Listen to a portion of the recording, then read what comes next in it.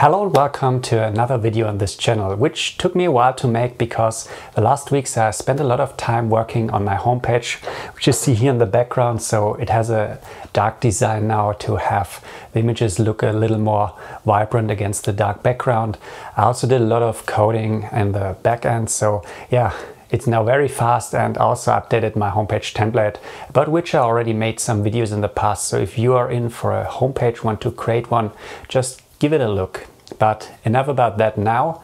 The topic of this video is now, and it's already a bit late for that, but I want to show you the 5 photos I like the most. So from last year, my 5 favorite photos.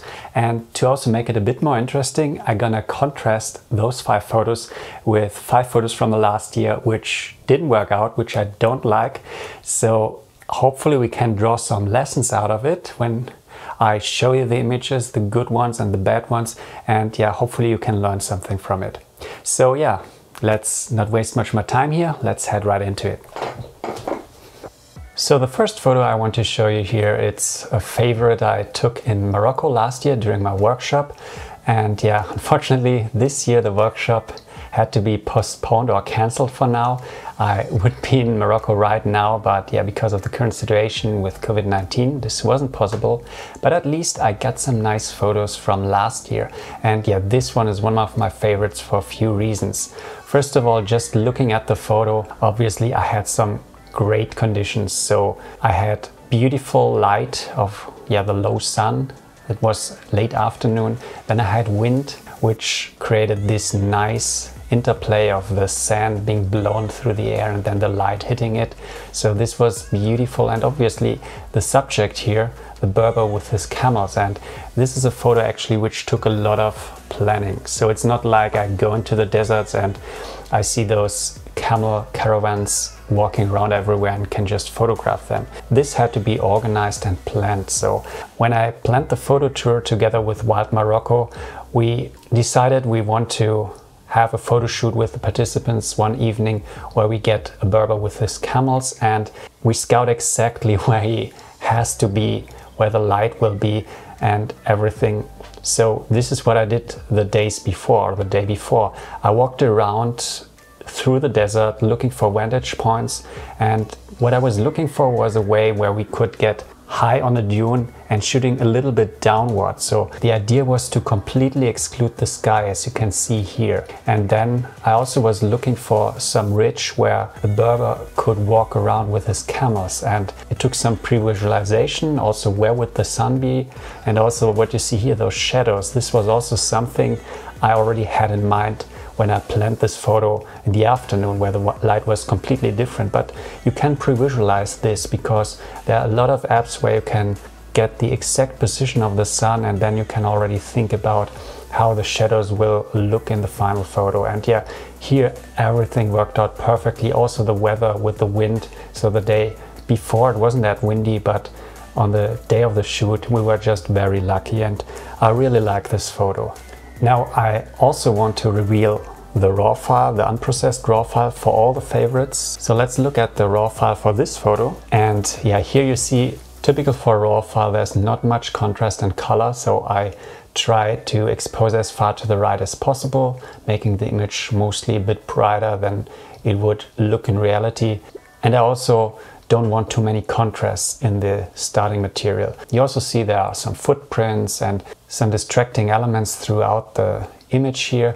Also here at the top, I later cropped this in, and you see all the elements are there. So the composition, the subject, the light, the weather. But sure enough, I added quite a bit of contrast and also bumped the colors to get the result I was after. Now the second favorite I want to show you is also from Morocco. It was taken in Essaouira, and similar to the first photo, this was also planned and pre-visualized. So the first time I was in Morocco, we also visited Essaouira, but I was there when there was low tide in the evening. So what Essaouira is famous for are the winds and the waves, and I wanted to capture a photo like this, and this wasn't possible the first time. So the photo tour was planned to give us high tides in the evening around sunset when we were in Essaouira. And yeah, this is what you see here. It isn't yet full high tide, but incoming tide, and also we had quite some wind, and this makes this photo very dramatic with all the waves crashing. Also, the light that evening was very nice, so to the left there was actually a very beautiful sunset going on, but it's also important to have a subject, and well, the subject was to the north, so I have just the side light on the walls of the city, but it still looks beautiful. And also here with all the gulls flying around, and I again made sure to find a good composition where I have, if you look here, this gull here on this rock, I didn't want to have some intersections here between the rocks, so it's always the very fine details and everything I can see in this photo, all this little stuff. Also here, if we zoom into the wall, you see the people there, you see a gull here, waves crashing down here, gulls down here, so there's just a lot to explore in this photo. Now let's also again look at the raw files, and here you'll actually see this wasn't captured in one frame, and this is typical when I shoot seascapes. I find the vantage point, I find the composition, and then I take many photos which I blend, and I actually have a video on that topic. Here you see the raw files, again much less contrast and color, so exposed to the right to get as much detail as possible. But you also see the waves and the gulls looks quite different. So this photo actually I took for the wave crashing at this rock and also here in the background. So I took most of this area from this photo. Then we have this photo which is a little darker, and you see the wave rolling in down here in the bottom. So I took this area from this photo, and also the gull I think I blended in. Then we have the photo with the gull sitting here in the middle, and I was actually waiting quite a bit to get a gull sitting there because I just wanted this in the central part of the image. And then finally we have the photo with the gull flying in here, also with some slight motion blur, which I actually like in the photo because it makes it more dynamic. And later I blended all those photos together to arrive at this final image. Now you see all the different elements, and also I added a lot of contrast and made sure to give this a little color contrast. So here you have the warm colors on the city wall, on the rocks, and then the sky and the water. I made sure to give it a little bit of a bluish tint, and this gives the image much more depth and much more punch. Now the third photo I show you here was taken on Mallorca, and yeah, similar to the first two photos, this photo also has some beautiful light. So it's not the dramatic light or the side light which we had in the last photos, but here we have a nice combination. So we have some artificial light both here from the lighthouse and the light streaks, then some soft light here in the background which from the colors kind of picks up the same warmish tone, and then beautiful cloud patterns here in the sky. So all in all, beautiful blue hour light. And yeah, this photo, unlike the others, was planned very badly on my side. So I knew many photos of that lighthouse already. This is one of the most photographed scenes, I think, on the Formentor Peninsula in Mallorca. But it's actually not so easy to come up with a good composition there. So you have to do a lot of scrambling, a lot of scouting to find some foreground patterns which work with the background. And yeah, this was not so easy because I didn't scout this the day before, which I could have done. I had enough time in that area. I just went there in the morning, and I also didn't have so much time to spend until sunrise. So I scrambled around those sharp rocks in the dark for nearly an hour until I found a foreground which I think works very nice. So I have those rocks leading in here from the side. Also here's some patches of grass which creates a nice balance, so some darker areas here, here, and also to the side. And then when we get up here, we can follow the lines here, the street around to the lighthouse. And yeah, to balance this image, the sky works perfectly because we have this cloud pattern coming in from this side. So there's a nice harmony going on, and the composition just brings everything together. And then sure enough, the luck I had with those cars driving by, because those were the only ones. And I just had set up my camera when those were rolling in. So I was very lucky here. Now let's look at the raw photo. And you see, as usual, it looks quite different. Again, exposed far to the right, but actually without losing too much detail in the sky. So this was really just, okay, cars moving in, just firing away at ISO 800, I think I was. So it's a half a stop too bright, so I'm losing just a bit here. And I can show you in the development module in a second. But again, you see everything's there, so the light streaks. And if we bring down the exposure, also the light, so I just need to tweak the colors a bit, bring up the shadows, and then I dropped in a GND for the next photo I fired away and had everything together. So everything's there, and yeah, I just had to process it to fit the vision I had for this photo. And it's now maybe my most favorite photo. So from all the 5 photos I'm now showing you, I think this one here is, in my opinion, the best one, just because everything worked out. And also despite the fact that there exist many photos from that place, I looked at many of those photos, I still like this one very much. Now heading on to Sardinia, here you see something which is not that common.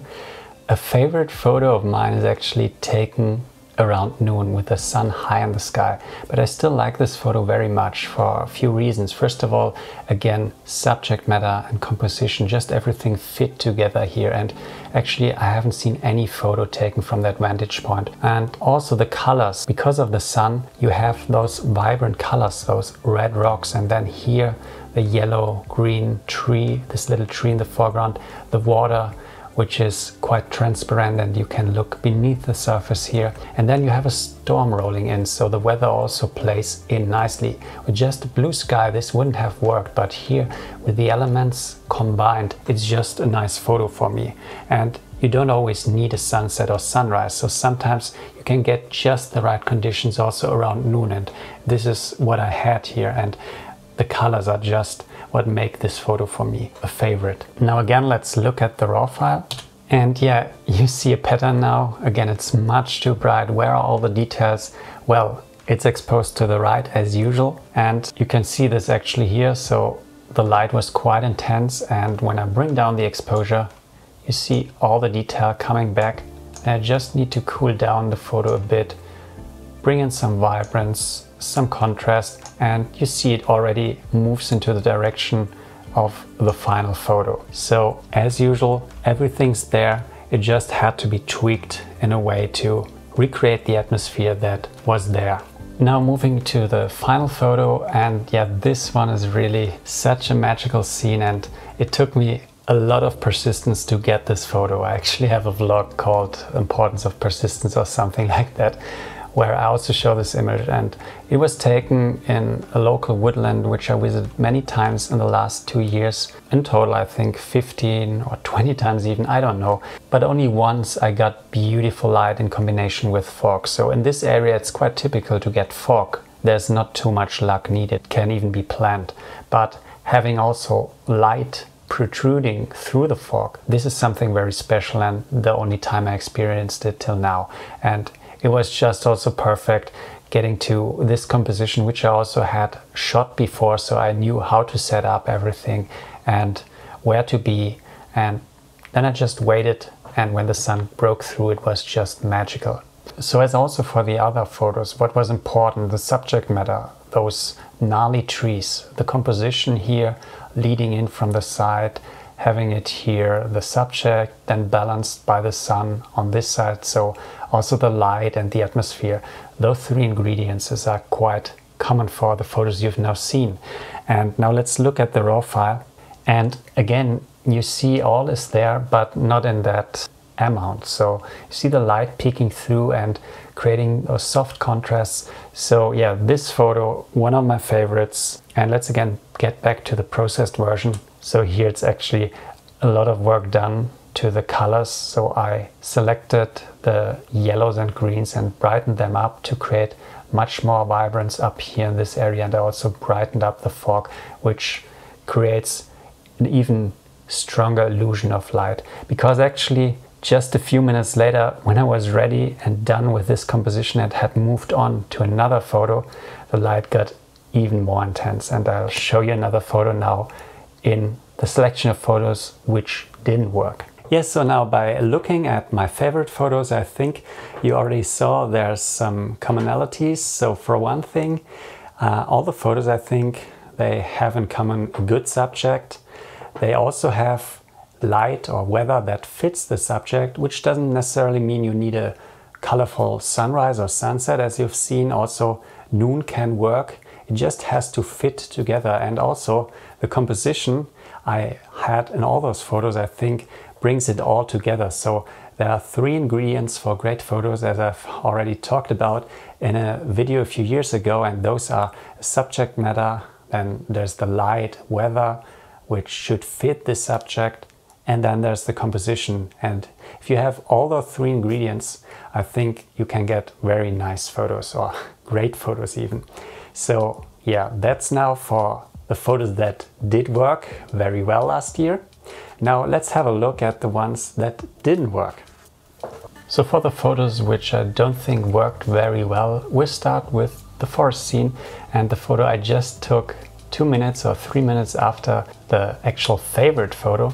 And yet this photo, you see it has similar beautiful light with the sun peeking in from the left side now, and here I have those mossy trees, and it's not a bad photo, don't get me wrong, but it feels a bit too chaotic, and the branches laying around here in the foreground, and then we have a very strong dominant tree here and much more trees here, and on this side, yeah, again we have the light, the sun to balance it, but yet it doesn't feel as balanced as the other image. And also down here, the middle ground, there's a bit too much chaos for my taste. So in the end, this one I decided not to process, and I focused fully on the other image, which I think is a much stronger image. But here you see very close together those photos, maybe 20 meters apart, same light, similar subjects. But here it's mostly the composition that prevents this photo of becoming a favorite or becoming a strong photo. And yeah, the same can be said about this photo here. Subject matter is just phenomenal, with this beach down here in Sardinia, with the lagoon, with the sea, with the mountains in the back. The light also beautiful, but it falls apart with the composition. I was too late when I arrived at this viewpoint. I had no time to scout, and the light you see here in the background, there are deep clouds, so I knew the sun, this light would be gone in minutes. So I had to run around looking for some foreground interest, and I thought, yeah, this might look good. And on the small display of the camera, sometimes such chaotic foregrounds look nice, but later on the big screen, it just does not fit together. And I can actually show you a few more photos which I took once the light was kind of gone. I went on, scrambled down this slope a bit, and found this composition, which again is not balanced. So you have the sun here, you have a lot of subject here. Here it's just an empty space. And then again you have this beach. So this photo lacks both light and composition or balance. Then I went to shoot a vertical frame, and I think this could have been good if I had taken it before with the side light. So sun shining in from this side, creating beautiful light in all this area. Then we had this foreground a little in the shade, and the clouds in the beginning also looked much nicer. So had I known, had I scouted, I could have come back with a good image, I think. But as it was, under time pressure, I was just not able to make anything out of having a good subject, having a good viewpoint and great light. So I just failed. And a similar thing can be said of this photo, which is very sad because it took quite some work to get here for sunrise. So it was like 2 hours hiking through the dark, also getting nearly lost a few times because I hadn't scouted this area. I have never been there, and we arrived just for the light to appear at the horizon, and it was actually quite nice light. We were not so lucky with the fog, which you see drifting through the valley here in the background. So we were hoping to also get fog down over the lake, but that's also not that bad. Where this photo falls apart again is the composition. So I tried to find something where I could create some balance. So you have here all those trees coming in from the side, and it's very dominant. So I tried to balance it with some islands of trees on this side, but then we have the rocks, and for some reason I don't feel it with this image, so it doesn't fit. If I had had more time there, and also afterwards when I was walking around, I found much better vantage points where I could have gotten a stronger photo. But yeah, as it is, scouting is very essential, and if I don't have the time to scout, often I just mess it up. Now here we have a photo from Morocco, and this is actually the town called Al Ben Hadou. It's a very famous desert town and it looks just beautiful. And here the problem is the sky. There's just nothing going on, and we couldn't find a high enough vantage point to exclude it. So if I had cropped in the sky or cropped out the sky, the crop would have gone along this line here and would have intersected with this tower here at the top. So if I would have been able to get 100 meters higher, then this could have been a good photo. But the way this is just some empty space. It's just distracting from the real subject. What I should have done is should have focused here on this area, so really zooming in, but even with 200 millimeters, I wouldn't have been able to zoom in enough. So a really good photo would have been just focusing on this area, on the details, and this would have required, I think, between 300 and 400 millimeters, which I didn't have. So it's really good even for landscape photography to have a long lens with you. And finally, image number 5, which didn't work so well, again from the desert. And you see actually down there, that's me standing there, but I think the foreground just doesn't work. I have this strong leading line going in here, but it goes in too far to the side. So it takes the viewer nearly out of the frame again until it zigzags back to me here standing in this area. So this doesn't work for me. It's nearly horizontal lines, so I didn't get strong diagonals here, although I would have had the possibility to do it. But yeah, for some reason I just thought, again, looking at the small display, this would work, but it just doesn't. So from the year before, when I was in Morocco, I have actually a much stronger image. That's why this photo didn't make my portfolio, and I didn't even spend time to try to process it. So you see here, it's again, I have quite nice light. I might not have clouds, but still it's beautiful warm light. The subject matter with the dunes, it's just beautiful. But again, it falls apart at composition. Okay, now what do you say? You've now seen a few photos which I think didn't work, and you've seen subject matter, not too bad. Light, also not too bad. But yeah, where the photos all fall apart is the composition, which I just didn't find the right composition. And the reason for that, largely, I didn't scout enough. I was in a hurry, I arrived too late, the light was already there, and I was chasing the light, which is never good. So there are a few exceptions where I sometimes am lucky and get a good photo, even though I haven't scouted, but yeah, most of the time it doesn't work out. And yeah, it's also not so enjoyable. For me as a landscape photographer, I want to arrive at a location well ahead of the light.